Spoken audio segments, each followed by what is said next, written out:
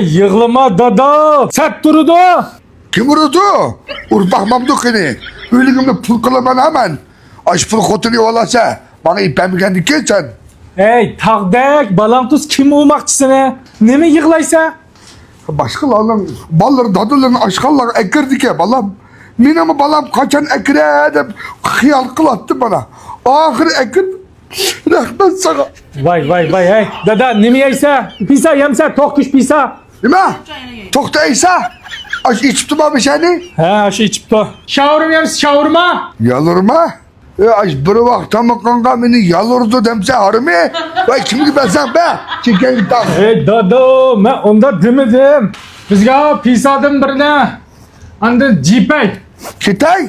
Ne gitse. Hak şimdi durup bir pultuna kalktı kitapsa. Tötküz.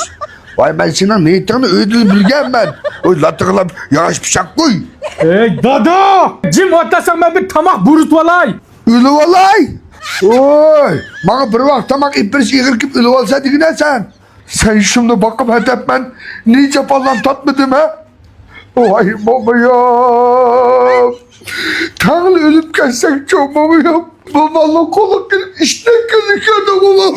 Dada. Bana beğenmişsin. Beğenli. Ya aka, dadını zıklatma cuma. Man yoklat saran şunu. Ya. Hey, betik ne ya, muçluya muskatla. Nimi vatsa? Mizranның savçansı. Tem peyzimanın. Gulsuz işler çıkırdı. Ha. İşençilik. Göğüş terkümün cıkmanın. Ha.